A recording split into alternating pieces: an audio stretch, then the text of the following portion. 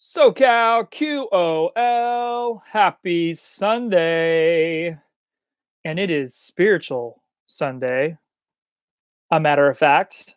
But I know I had mentioned a few weeks ago that I had been playing around with the idea of going through some literature, some books, and some leadership material that I feel basically aligns with SoCalQOL, our culture, our standards, our values, ethics, morals, all that good stuff. Essentially all the other stuff with spiritual wellness other than religion and faith.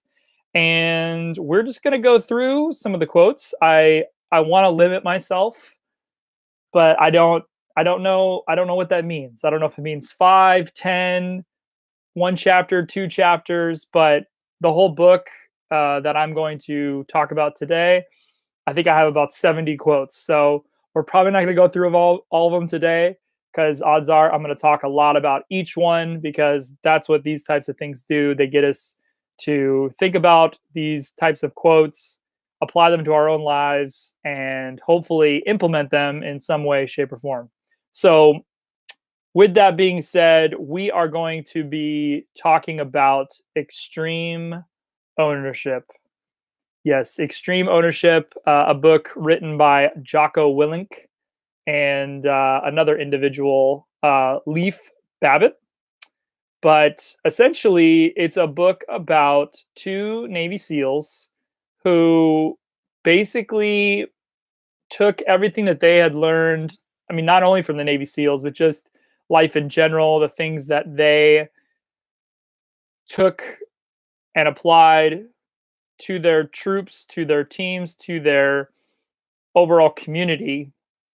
And the fact that they were able to accomplish some insanely stressful things, things that could have not been done without having extreme ownership. So hopefully I'll be able to highlight more and more on that aspect of the book as we go through the quotes. But obviously you're going to hear extreme ownership. You're probably going to feel extreme ownership when you get context and reference from the quotes. And yeah, I think this is going to be the beginning of something special because essentially we all pull from quotes. We all pull from top figures either in the current world or in past, generations, centuries. And I think it's very important that we grasp the extreme ownership side of our culture of building those standards because if we don't look at things like everything is our fault, like every business owner does, basically, I mean, I should say the best business owners, they take extreme ownership of their business. And even if the kid taking out the trash does something wrong, it should go all the way up to the CEO or the owner of the company, and it should be their responsibility at that point because essentially that trash boy is working for the top person. And so just putting that in perspective, um,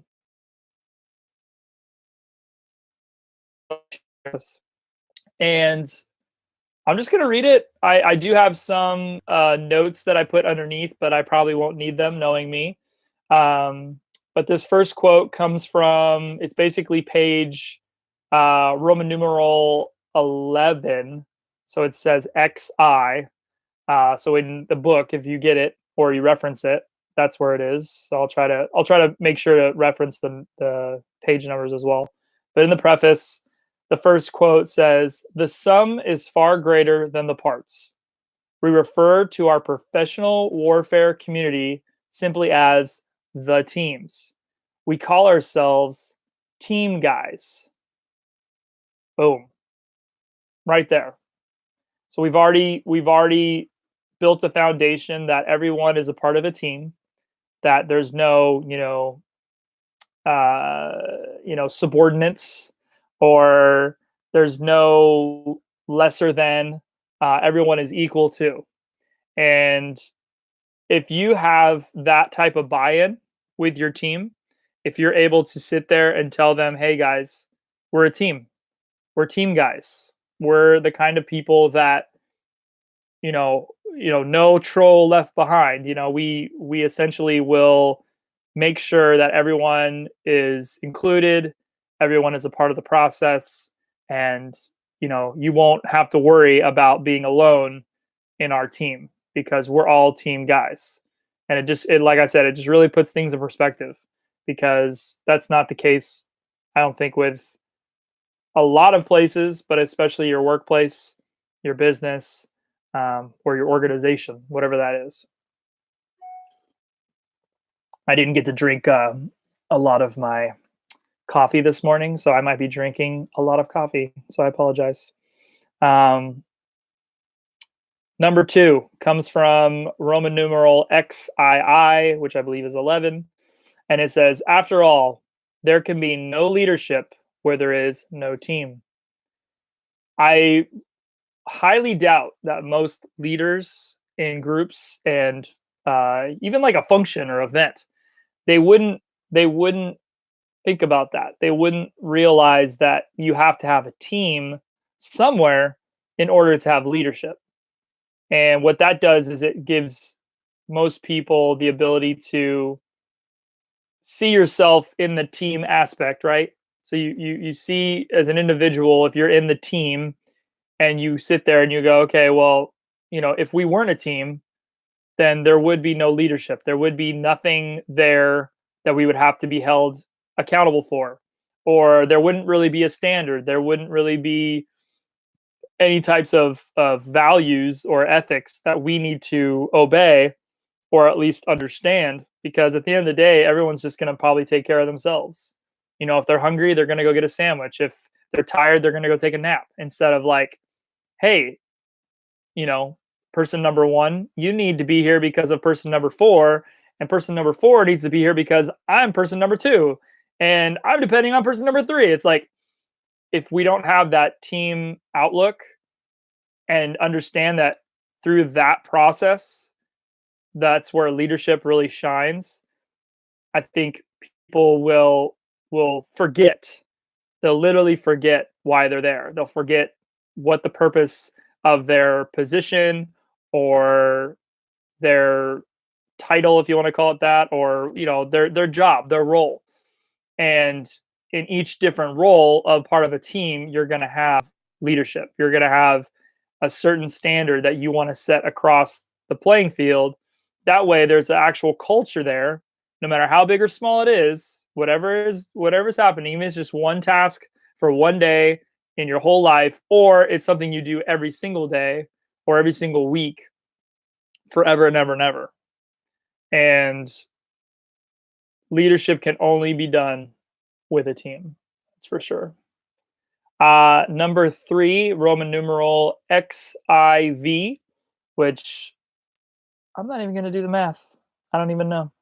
So number 3 says, such crucial lessons will not have to be relearned - rewritten in more blood. Obviously, most of us don't have to worry about, for respect, fighting for dignity. The warfare is more so, you know, battling with your fellow man in your workplace or your business, whatever it may be. But I do sometimes like to sit back and go, like, this is a war. Life is a war. My job can feel like a war. I want to win each battle, and I want to conquer certain situations without fear of having to make the same mistakes twice, because that's insanity. Doing the same thing over and over again and expecting a different result, that's just stupid. And so when you have a foundation that's coming from experience, it's coming from the history of your leadership, and there's a point where no one wants to see people make the same mistakes, really. But especially if, for example, you're an individual at a certain company, organization, business, whatever, and over the course of years, there's literally just a rotation of people coming in and out. And it's almost like the scenario never changes. You're always having problems with leadership. You're always having problems with, people dropping the ball. There's no real standards. Obviously, it's probably not the individuals. It has to do with something else. The leadership, a part of that team, is probably not correct, or needs to be altered, or needs to be updated, because maybe it worked out before in the past, but now it doesn't. And change is hard. Um, there's generations that have a hard time letting go of things. And so when you get to the newer generations, the Gen X, the Gen Zs, you are going to have a good amount of struggle there, because one wants to tell you the new way, the other one wants to tell you the old way, and you have to really find that middle ground. Otherwise, it's going to be bloodshed for sure. And it could be just in conversation. That's the bloodshed might be for you, but there's no reason for you to have to make the same mistakes that I've already made, especially if other people have hurt themselves in the process financially. Their quality of life was diminished, their wellness sucked, and it's just sad. It's just sad when you see the same types of companies and the same types of industries make the same mistakes, and no one wants to see that. So, number 4 is Roman numeral. Ooh, it's the same page. XIV, and it says, "We wrote this book for leaders everywhere to utilize the principles we learn to lead and win." And isn't that what we're all striving for? To utilize things that other people have used to be successful? Sometimes it doesn't feel like that. Sometimes when you're in a workplace or you're around other people, even family members, maybe, you might have a tradition that's been passed down, and for whatever reason, a tradition isn't passed down enough, or at scale. So what happens is one person gets it, but everyone else just kind of thinks they're stupid or crazy or sensitive or whatever. And so because of that reason, you have this really weird um, disconnect, when at the same time I think everyone wants the same things, but they don't realize that there's resources, and there's a reason why there's resources, because there's no reason for everyone to go through the same type of crap over and over again. So um, I love the fact that they actually reference their book in the book, saying this is why this book exists. And yet people will probably read past that real quick and be like, oh, well, I mean, that's nice and all, but I'm just trying to get credit for this class, or my boss just said I had to read this book, so I'm just going to get through it, and maybe just read the cliff notes if I really want to learn something. We all need to understand why we read books, and especially when there's a book like this. So know that you are learning to lead and win, people. Same page, Roman numeral XIV. We continue to learn and grow as leaders every day, just as any leaders who are truly honest with themselves must. I'm gonna read that again because I feel like I phrased it weird. But we continue to learn and grow as leaders every day, just as any leaders who are truly honest. Or what I say is, to be frank, because you never want to say, oh, well, let me be honest with you. It's like, well, are you not honest with me normally? But when you say, like, let me be frank, let me be blunt, let me talk to you straight up, and when we are honest to them, when we are honest with ourselves, for example, when we take ownership of a situation that might have nothing to do with us, but it's in our department, it's in our team, it's in our, whatever, be a ministry, or your business, and if you're the leader of that team, that department, that place, you do need to take ownership, and you do essentially need to look back on it with like a third party outlook, and say to yourself, okay, well, if Johnny wasn't being led by so and so, meaning yourself, would this have happened? Or maybe the leader missed something that he could have seen, or she could have seen, and prevented that problem from happening.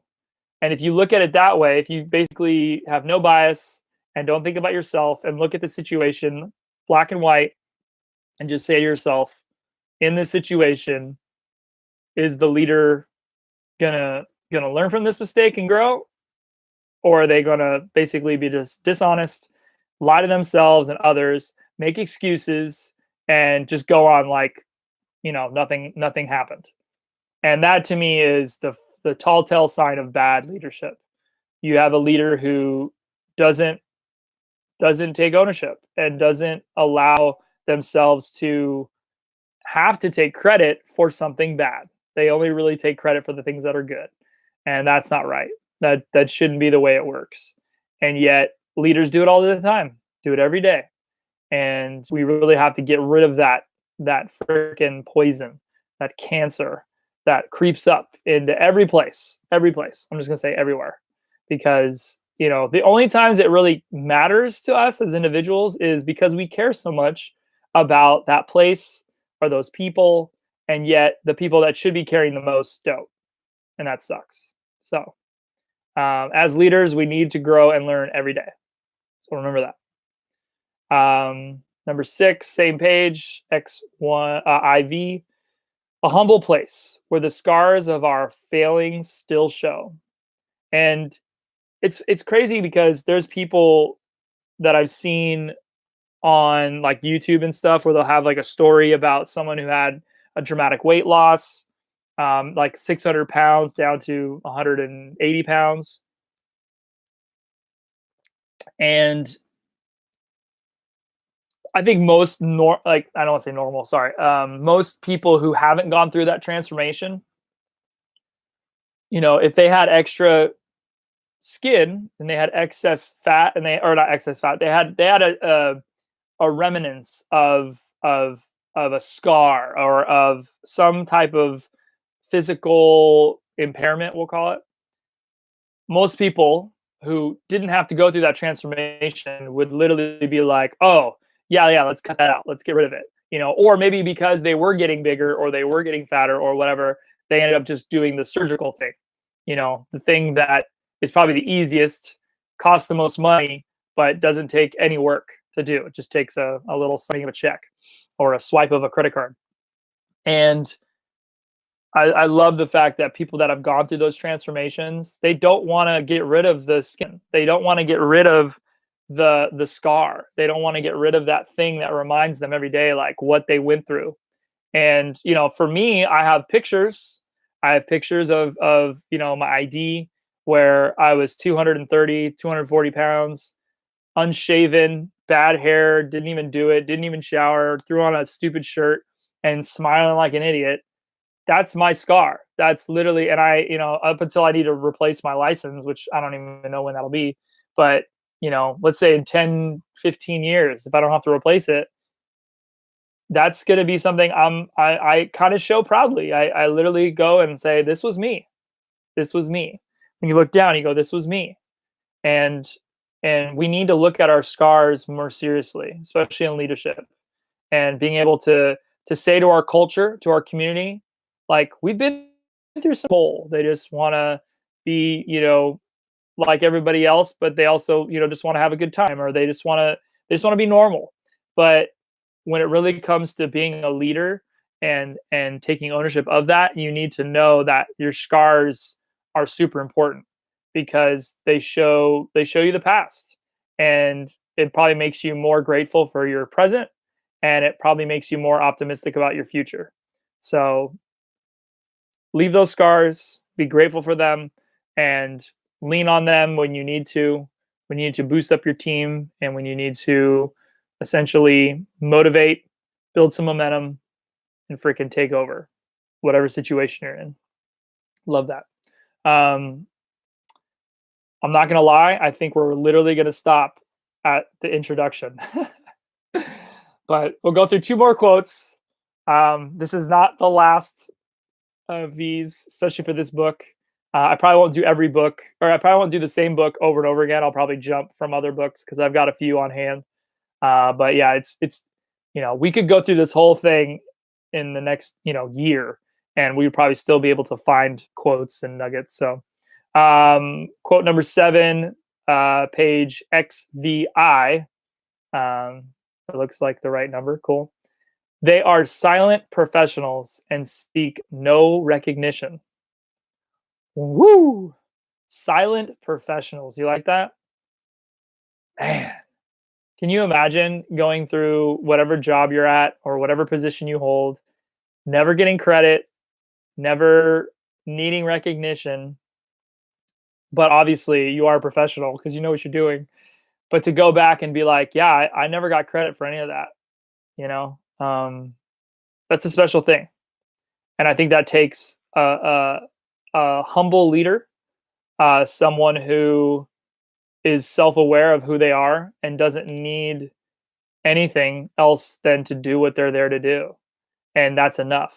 And I mean, I don't want to speak for anyone else, but me personally, here at SoCalQOL, I would prefer it that way. I would prefer to be able to go to a company, a business, an organization, a church, to be there, to be an influence, to pour into people behind the scenes, to build people up from behind the scenes, watch them grow, watch them create, watch them build, watch them develop, and watch them get the credit.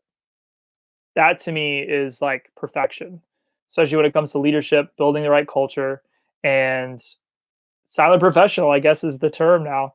Might have to put that in my bio. This a silent professional. Definitely sounds a little bougie, but I just like what it implies. It implies that you're a professional and you know what you're doing, but a lot of times probably people don't even know who you are or what you actually do. And for the most part, you probably do everything, you know. And if you didn't have to put a CEO on your title or head of HR or whatever, a lot of times, you could possibly get away with being a silent professional. But it's not seeking it's it's the not seeking recognition that's important, or seeking no recognition that's important, because you're going to have recognition from the people you're leading, the people you're mentoring. And that recognition is more so because they're agreeing with you, they're communicating the fact that they understand, and from there, I mean, you can do anything. So I love that. That's great. Last but not least, page XVII, and this will be the last one for today. It says how SEALs train and prepare their leaders, how they mold and develop high performance teams, and how they lead in combat are all directly applicable. No, applicable. Sorry, applicable to success in any group, organization, corporation, business, and to a broader degree, life. Baboom. SEALs train and prepare their leaders, how they mold and develop high performance teams, and how they lead in combat. All applies to everything, everywhere, anyone. And that to me is why we're doing this right now. We're talking about these quotes and we're doing all these things because that is these procedures, these values, standards, ethics. It could be in a spiritual way. Who knows? Wherever you're at, if you can, present it in a spiritual way where you can connect to your religion, great. But the whole point is, we're going to do something greater than ourselves, and it's going to take more than just one person to do it. One person with a title saying leader, it's or director, pastor, whatever. It's more than just that. So I'm gonna cut it there. Really appreciate everybody. I hope you guys all have a great rest of your weekend. Happy Super Bowl Sunday, and go Rams, go Patriots. I didn't say it. Goodbye.